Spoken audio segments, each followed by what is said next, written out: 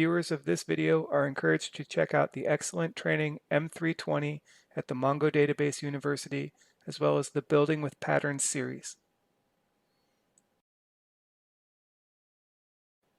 I'm a developer, and I'm interested in Mongo database and microservices.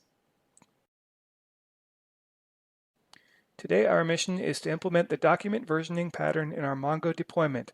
How will we do this?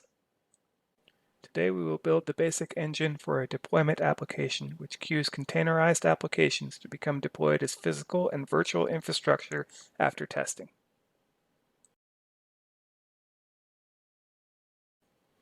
Change streams allow us to program complex response procedures based on operations in a collection. For a full list of Mongo-supported change stream actions, consult the Mongo database standard documentation at the link above.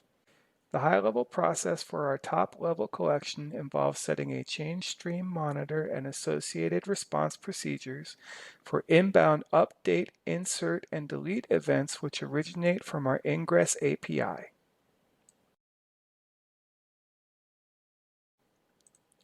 In this video, we start in the notebook labeled Client. First, the collections are cleared to ensure that no data exists from previous tests. With the collections cleared, the change monitor can be started from the main notebook. This monitor is basic and contains an empty pipeline because we are just testing that the monitor outputs a document as expected. Because update lookup is stipulated in the watch command invocation, change documents will include a copy of the full document for reference. This is essential to our use case. The next stage of our testing involves modifying the ingest pipeline to create our alternate schema documents on insert. These documents will be loaded to a separate collection as prescribed in the pattern recipe. Our watch now looks for change events of operation type insert and then will create two new fields in the change document. These two fields are nested documents and we will insert them into our historic collection for pre-processing. This processing will include being aligned with the document schema when provisioning is triggered. Our change stream processor indicates the inserted document and associated historic documents have been created.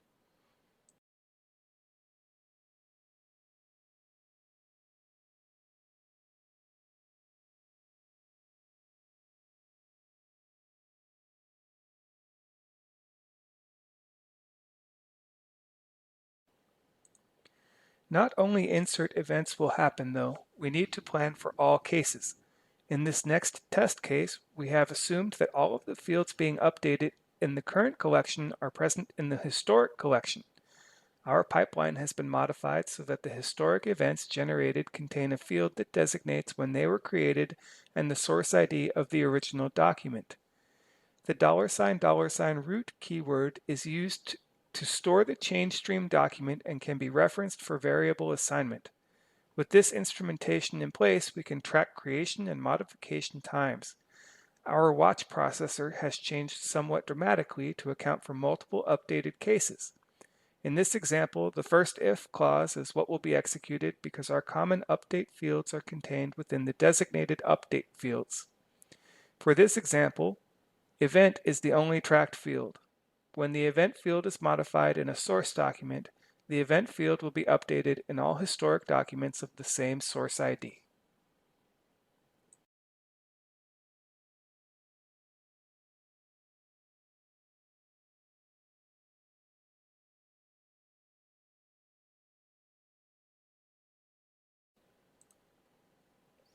In the next example, we tag our containerized application with some basic constraints for the number of containers and CPU utilization thresholds. These are not common fields to the Big Iron or virtual machine document versions and therefore will not be applied as an update to them.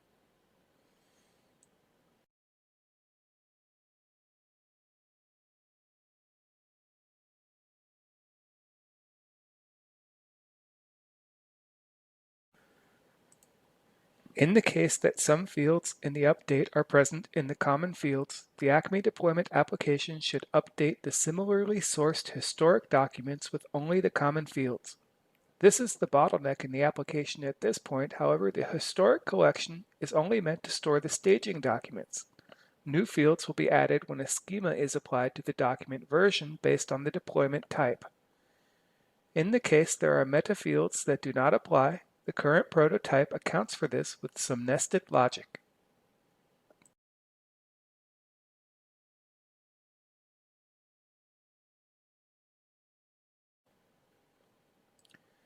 It is also possible to use a JSON schema document for queries, aggregations, and updates.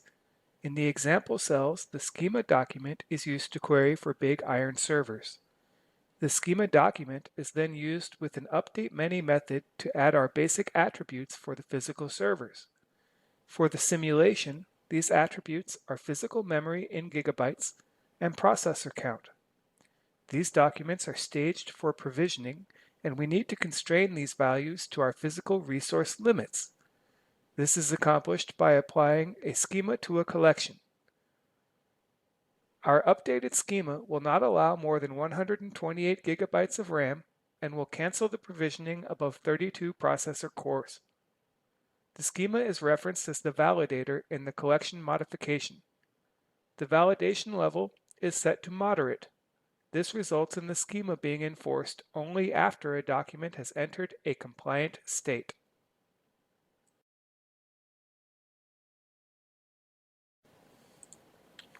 In the example cells, we can see that the schema was not enforced when the physical memory was set to a string value of 129 gigabytes.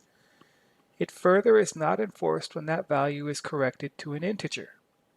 After being set to an integer, the value for the physical memory is set to 128 gigabytes and the processor count is set to 4 cores. This document is now fully in specification with the supplied schema, and from then on will be subject to the constraints set in it when modified.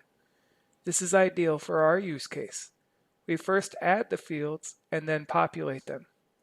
In production, we will add a check to count the number of documents in the collection that are in line with the schema.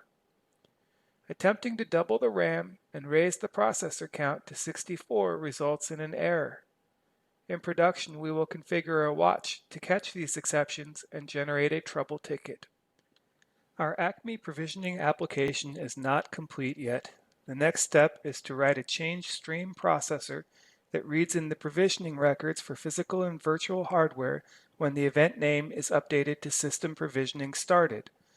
The change processor should create the provisioning ticket documents and insert them into a provisioning queue before cleaning up the original collection.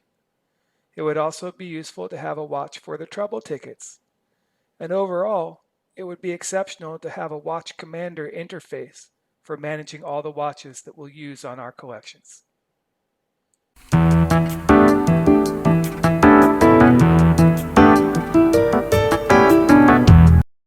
Thank you very much for tuning in, and thank you even more if you are a contributor. Please feel free to reach out to me with any comments or questions.